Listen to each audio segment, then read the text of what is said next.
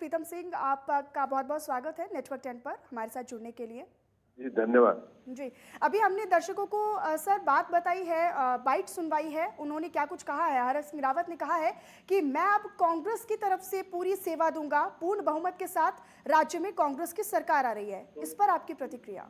देखिए, भारतीय जनता पार्टी ने हरक सिंह रावत जी को मंत्रिपरिषद से बर्खास्त किया और बर्खास्त के बाद उन्होंने बयान दिया है कि मैं कांग्रेस परिवार में सम्मिलित होने जा रहा हूँ। देखिए, इस परिप्रेक्ष्य में राष्ट्रीय नेतृत्व निर्णय लेगा और जो निर्णय राष्ट्रीय नेतृत्व लेगा वो सबको स्वीकार्य होगा। हरक सिंह रावत जी अगर कांग्रेस में आते हैं तो स्वाभाविक बात है कांग्रेस को इससे बल मिलेगा। लेकिन अगर वो कांग्रेस में आते हैं तो क्या कांग्रेस, जिस तरीके से वो बीजेपी में रहते हुए 3 टिकटों की मांग कर रहे थे, खासतौर पर अपनी बहू के लिए, तो क्या कांग्रेस उनको वो टिकट देगी? देखिए, मुझे नहीं मालूम कि वो भारतीय जनता पार्टी में 3 टिकटों की मांग कर रहे थे या नहीं कर रहे थे। ये तो भाजपा और हरक सिंह जी बता पाएंगे। लेकिन कांग्रेस में जब वो सम्मिलित होंगे और उनको जो है टिकटों के परिप्रेक्ष्य में क्या आश्वासन मिलता है, ये अधिकार प्रीतम सिंह में निहित नहीं है। ये अधिकार तो राष्ट्रीय नेतृत्व में निहित है। सोनिया जी इस परिप्रेक्ष्य में निर्णय लेंगी, राहुल जी इस परिप्रेक्ष्य में निर्णय लेंगे कि हरक सिंह जी जब कांग्रेस में सम्मिलित होंगे तो उनको टिकट दिया जाएगा या नहीं दिया जाएगा। प्रीतम जी, ये जो अब सियासी भूचाल है उत्तराखंड में, चूंकि विधानसभा चुनाव अब बेहद नजदीक है, तो क्या चुनावों पर इसका असर पड़ सकता है, चाहे वो कांग्रेस की अगर हम बात कर लें या फिर बीजेपी को लेकर? देखिए, स्वाभाविक बात है। ये बात सिद्ध हो गई है कि भारतीय जनता पार्टी के लोगों को जो है सत्ता संचालित करने में जो है वो उतना अनुभव नहीं है जितना होना चाहिए था। उत्तर प्रदेश में आप देख लीजिए, भाजपा का अकेला ध्वस्त हो गया है। कमोबेश ये स्थिति उत्तराखंड राज्य के अंदर भी है कि भाजपा का अकेला ध्वस्त होने जा रहा है। हो सकता है कि अभी और बहुत सारे लोग भी होंगे जो शायद संभवतः जो है भारतीय जनता पार्टी और सरकार की कार्य प्रणाली से जो है अपने आप को असहज महसूस कर रहे होंगे। तो ये स्थिति है और ये संकेत है इस बात का कि 2022 में उत्तराखंड राज्य के अंदर कांग्रेस प्रचंड बहुमत के साथ सरकार बनाने जा रही है। लेकिन प्रीतम जी, हरक सिंह रावत ने अपने बयान में ये भी कहा है कि इतना बड़ा फैसला लेने से पहले मुझसे एक बार बात तक नहीं की। क्या लगता है कि कहीं ना कहीं कमी है पार्टी के अंदर खुद में ही? नहीं, देखिए, अब ये तो भारतीय जनता पार्टी का अंदरूनी मामला है। अब हरक सिंह जी के बयान को मैंने भी देखा जो मीडिया में चल रहा है।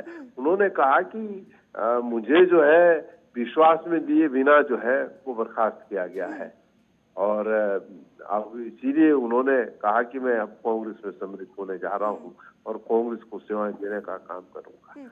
यानी हरक सिंह रावत जी काफी लंबे समय से वो कांग्रेस के संपर्क में थे, ऐसी भी बातें सामने आ रही हैं प्रीतम जी?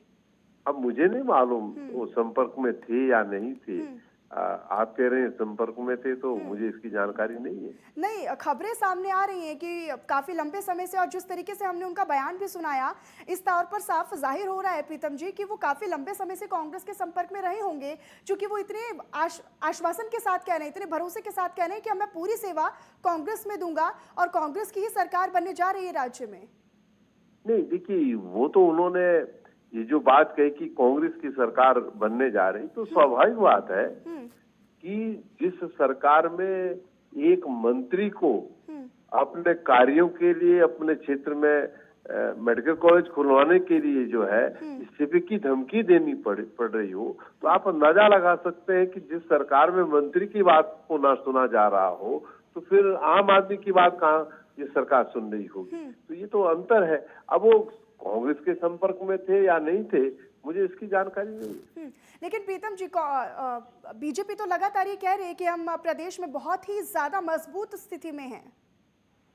देखिए, और क्या कहेंगे? ये कहेंगे कि हम कमजोर स्थिति में हैं।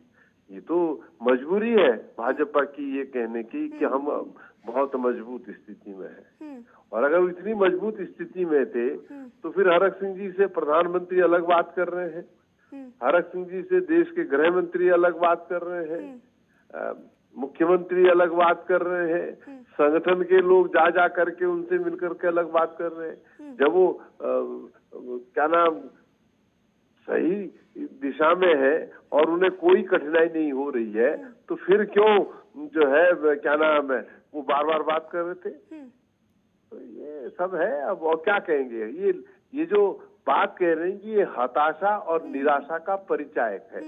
यानी कहीं ना कहीं प्रीतम जी बीजेपी को अपने पार्टी के अंदर अपने नेताओं से बात करने की जरूरत है, कहीं ना कहीं मंथन करने की जरूरत है, संवाद करने की जरूरत है। देखिए, अब ये तो भारतीय जनता पार्टी का अंदरूनी मामला है, वो बात करेंगे नहीं करेंगे उस परिप्रेक्ष्य में मैं थोड़ी कुछ कह सकता हूँ।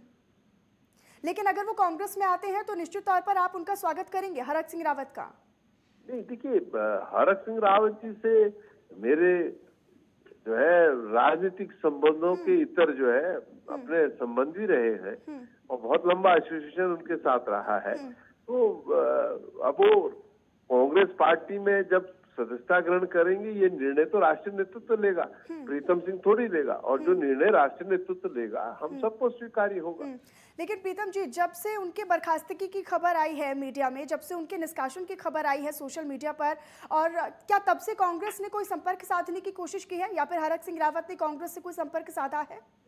नहीं, देखिए, जब वो ये कह रहे हैं कि मैं अब कांग्रेस को अपनी सेवा देने का काम करूंगा, तो निश्चित रूप से कहीं ना कहीं उन्होंने संवाद को स्थापित किया होगा, किसी न किसी से तो बात की होगी। अब मुझे उसकी जानकारी नहीं किससे उन्होंने बात की।